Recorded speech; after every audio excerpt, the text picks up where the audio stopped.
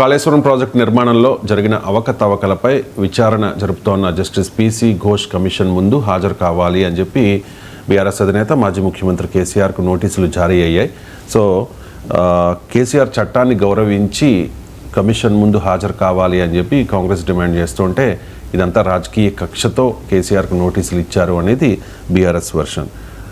Sir, ఏం జరిగే అవకాశం ఉంది? అంటే బీఆర్ఎస్లో అంతర్మదనం జరుగుతోంది సార్, ఏం చేయాలి ఏంటి అనే దాని మీద కేసీఆర్ వెళ్ళాలా లేదా? కేసీఆర్ నిర్ణయం తీసుకోకముందు నేను ఎట్లా ఊహించాలి? బదులు కేసీఆర్ నిర్ణయం తీసుకోలే పోవాలా వద్దా అని నేను ఎట్లా ఊహించాలి? ఊహించడం వల్ల ఫలితం ఏమైనా ఉంటుందా? అదే చూస్తాం, 5వ తరగతి తేలిపోతాయి కదా, ఈ లోపల ఊహించి చేసేది ఏమున్నది? సో అందువల్ల ఇష్యూ కేసీఆర్ వెళ్తాడా వెళ్ళడా అన్నది ఇష్యూ కాదు. ఇష్యూ ఏంటి? కాళేశ్వరంలో తేలాల్సిన అంశం ఏంటి? సో కాళేశ్వరంలో సంథింగ్ హ్యాస్ హ్యాపెండ్ అయితే అందరూ ఒప్పుకోవాల్సిందే. అది చిన్నదా పెద్దదా, అది కేవలం ఒక పిల్లర్ కుంగడమా, లేదా ప్రాజెక్టుకు పెద్ద డ్యామేజ్ జరిగిందా, లేదా ఒక పిల్లర్ కుంగితే 10 పిల్లర్స్ రీకన్స్ట్రక్ట్ చేయాలా, అసలు ఈ పిల్లర్ కుంగటానికి యాంత్రిక లోపమా, మెకానికల్ ఎర్రరా, లేదా మానవ తప్పిదమా, క్వాలిటీ కంట్రోల్ లోపమా, ఇవన్నీ క్వశ్చన్స్ ఉండొచ్చు. ఏమీ జరగలేదనేది తనలేదు. ఎందుకంటే ఇప్పటికీ మనకు తెలుసు నాగార్జున సాగర్ ప్రాజెక్ట్ ఎప్పుడు కట్టారు? ఇంతవరకు మనం ఎప్పుడైనా చరిత్రలో విన్నామా నాగార్జున సాగర్ పిల్లలు కుంగడము, ఇది జరగడం అది జరగడం అని? అసలు నాగార్జున సాగర్ కట్టేటప్పుడు అంచనా వేసిన ఫ్లడ్ ఫ్లో కన్నా ఇంకా ఎక్కువ ఫ్లడ్ ఫ్లో కూడా తట్టుకొని నిలబడ్డది. అలాగే మీకు ఈవెన్ శ్రీశైలం ప్రాజెక్టు అది కట్టినప్పుడు ఊహించిన దానికన్నా కూడా అట్లీస్ట్ నాకు గుర్తున్నంత వరకు 2-3 సార్లు అయినా అంతకన్నా ఎక్కువ ఫ్లో వచ్చినా అది నిలబడ్డది. మీకు రెండో ఉదాహరణ శ్రీరామ్ సాగర్ నిలబడ్డది. ఆఖరికి కడెం ప్రాజెక్ట్ అది చిన్న ప్రాజెక్ట్ అది. సో ఆ చిన్న ప్రాజెక్టు కూడా భయంకరమైన వరదల్ని కూడా తట్టుకున్నది. అసలు ఆ ప్రాజెక్టు నిర్మించేటప్పుడు అంచనా వేసిన కన్నా ఎంతో ఎక్కువ వాటర్ వచ్చినా తట్టుకున్నది. మరి ఇది ఎందుకు తట్టుకోలేదు? ఇది కామన్ మ్యాన్ అండి. నేనేమి ఇంజనీరింగ్ ఎక్స్పర్ట్ కాదు, సివిల్ ఇంజనీరింగ్ ఎక్స్పర్ట్ కాదు. పిల్లర్ ఎంత ఉందా, కాలం అంటారు ఇంజనీరింగ్ భాషలో. కాలం సైజ్ ఎంత ఉండాలి, కాలం కరెక్ట్ ఉందా, కింద ఇసుక ఉన్నప్పుడు మరి ఇంకా లోతుకెళ్ళి అంటారు. నేను I'm not getting into that civil engineering debate. నేనేమి ఇరిగేషన్ ఎక్స్పర్ట్ కాదు, సివిల్ ఇంజనీరింగ్ కాదు, కనుక ఆ డిబేట్లోకి వెళ్ళి అంతా నాకే తెలుసు నేను చెప్పుకోదలుచుకోలే. Captaincy is about making right decision whether on the field और ऑफ द फील्ड. इसलिए मैं कंट्री डिलाइट पर भरोसा करता हूँ. They deliver 100% pure buffalo milk to my doorstep by 7 AM. Don't just enjoy our matches. Enjoy village fresh buffalo milk too. Download the Country Delight app. కానీ ఇప్పుడు ఈ comparison చేసినప్పుడు ఒక లేమ్యాన్కి వచ్చే డౌట్ ఏంటంటే సంథింగ్ హాజ్ హ్యాపెండ్. ఎందుకు happened? దాన్ని irregularity అంటామా, క్రిమినల్ నెగ్లిజెన్స్ అంటారా, లేదా రాజకీయపరమైన జోక్యం వల్ల జరిగిందా? ఏదైనా కానీ సంథింగ్ హాజ్ హ్యాపెండ్ అనేది అయితే నిజం. అందులో మళ్ళీ కొత్త ప్రాజెక్టు ఎప్పుడో 50 ఏళ్ళ కింద 100 ఏళ్ళ కింద సర్ ఆర్థర్ కాటన్ కట్టిన బ్యారేజ్ కూడా ఏం కాలే. 140 ఏళ్ళు 150 ఏళ్ళు అయింది. దానికి కూడా ఊహించిన దానికన్నా చాలా ఎక్కువ ఫ్లడ్ కూడా వచ్చింది, అయినా కూడా తట్టుకున్నది. అప్పటికి నా డౌట్ అసలు ఈ కన్స్ట్రక్షన్ టెక్నాలజీ కూడా లేదు. నాగార్జున సాగర్ కట్టినప్పుడు, మీకు ఆర్థర్ కాటన్ బ్యారేజ్ కట్టినప్పుడు మీరు ఈ టెక్నాలజీ ఉందా? నాకు డౌట్. ఆర్థర్ కాటన్ బ్యారేజ్ కట్టినప్పుడు సిమెంట్ ఉందో లేదో కూడా తెలియదు నాకు. We had verified. మరి అప్పుడు కట్టారు కదా, మరి అప్పటికి టెక్నాలజీ లేదు, ఈ ఇన్స్ట్రుమెంట్స్ లేవు, ఈ ఎక్విప్మెంట్ లేదు, ఈ మెటీరియల్స్ లేవు. మెటీరియల్ సైన్స్ బ్రహ్మాండంగా ఇంప్రూవ్ అయింది, ఇంజనీరింగ్ టెక్నాలజీస్ బ్రహ్మాండంగా ఇంప్రూవ్ అయ్యాయి. కానీ డ్యామ్ల సేఫ్టీ మాత్రం తగ్గిపోయింది. మీరు గమనిస్తే ఈ యొక్క 100 ఏళ్ళ చరిత్ర చూస్తే మెటీరియల్ సైన్స్ ఇంప్రూవ్ అయింది, టెక్నాలజీ ఇంప్రూవ్ అయింది, ఇంజనీరింగ్ క్యాపబిలిటీస్ ఇంప్రూవ్ అయినాయి, డ్యామ్ల క్వాలిటీ తగ్గింది.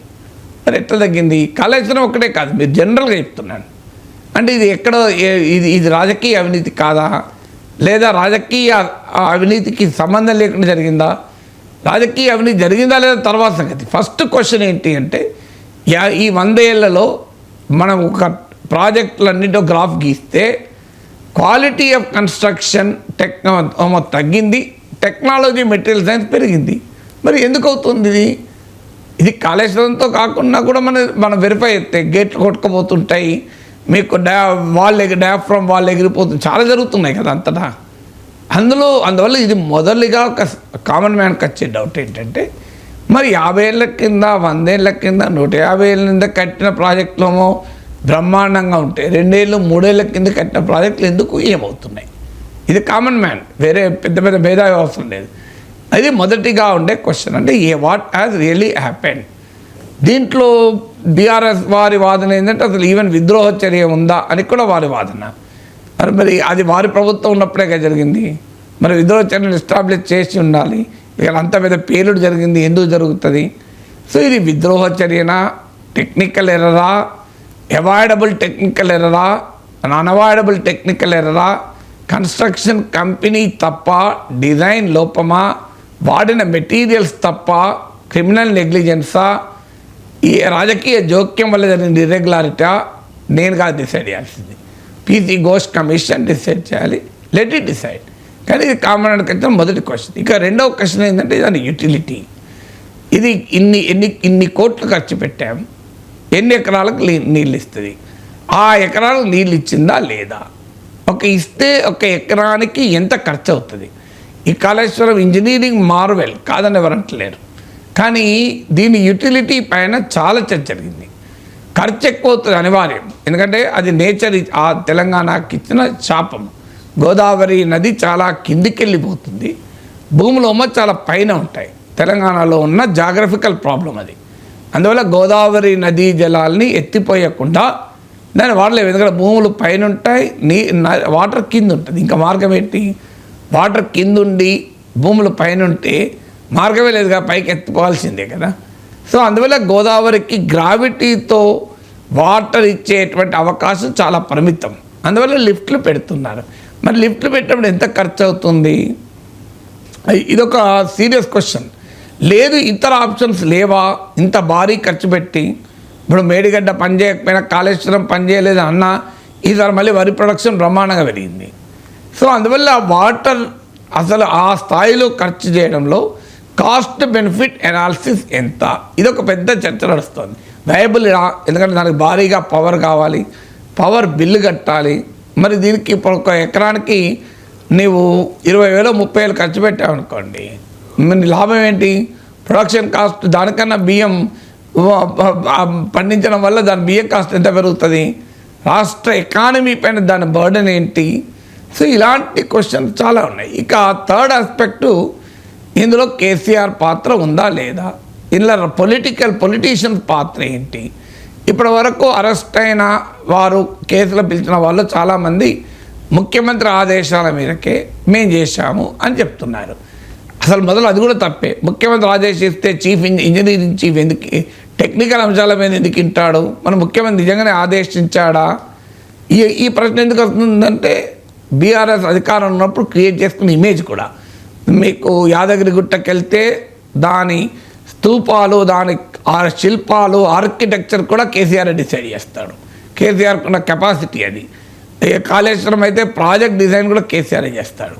కేసీఆర్కు తెలంగాణ నీటి వనరుల పైన అద్భుతమైన అవగాహన, దాంట్లో ఎవరికి డిస్ప్యూట్ లేదు. Very very rare politician. నాకు తెలిసినంత వరకు తెలంగాణ నీటి వనరుల పైన ప్రతి నది, ప్రతి వాగు, ప్రతి వంక పేర్లతో సహా చెప్పగలుగుతాడు. తెలంగాణ జాగ్రఫీ పైన అంత కమాండ్ ఉంది కేసీఆర్కు, దాంట్లో ఎవరు డిస్ప్యూట్ లేదు. కానీ ఒక డ్యామ్ కట్టడం అనేది రాజకీయ నాయకుడి సామర్థ్యాన్ని మించింది. రాజకీయ నాయకుడు నీటి వనరులను ఎలా సద్వినియోగం చేసుకోవాలి అనే దానిపైన ఎంతైనా చెప్పచ్చు. కేసీఆర్కు నా కెపబిలిటీని ఎవరు క్వశ్చన్ చేయడం లేదు. మరి డ్యామ్ డిజైన్ కూడా కేసీఆర్ చెప్పాడా? చెప్తే ఇంజనీర్లు ఎందుకు విన్నారు? వాళ్ళ అకౌంటబిలిటీ ఏంటి? ఇవన్నీ తేలాల్సిన అంశాలు. సో దీని కాస్ట్ ఎస్కలేషన్, ఇప్పుడు అందుకే అప్పుడు ఫైనాన్స్ మినిస్టర్ని కూడా పిలిచారు.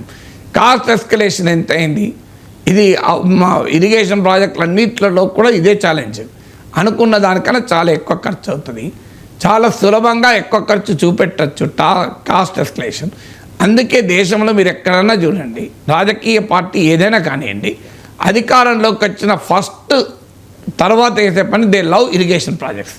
ఎందుకంటే ఇరిగేషన్ ప్రాజెక్టులో 10,000 కోట్లు 20,000 కోట్లు తేడా ప్రజలకేం తెలియదు. 10,000 కోట్లకు సరిపోతుందా, 20,000 కోట్లు అవసరం అనేది సామాన్య ప్రజలు డిసైడ్ చేయలేరు. 10,000 కోట్ల ప్రాజెక్ట్ 20,000 కోట్లతో కట్టినా, 20,000 కోట్లతో కట్టినట్టు చూపెట్టినా ఎవరికి అర్థం కాదు. అదే నువ్వు ఒక ఉద్యోగుల ట్రాన్స్ఫర్లో 20,000 తింటే బదనాం అవుతావు. కానీ ఇరిగేషన్ ప్రాజెక్టులో 10,000 కోట్లు 15,000 కోట్లు చూపెడతా ఏమీ కాదు, ఎందుకంటే సామాన్యుడికి అర్థం కూడా కాదు అది. అందువల్ల ఈ కాస్ట్ ఎస్కలేషన్ జరిగిందా?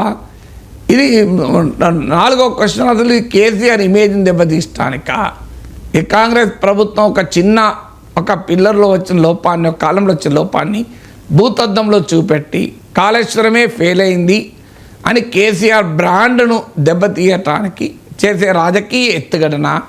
సో రాజకీయంగా తామిచ్చిన హామీల నుంచి ప్రజల దృష్టిని మళ్లించడానికి కాంగ్రెస్ చేస్తున్న యత్నంగా బీఆర్ఎస్ వర్ణిస్తోంది.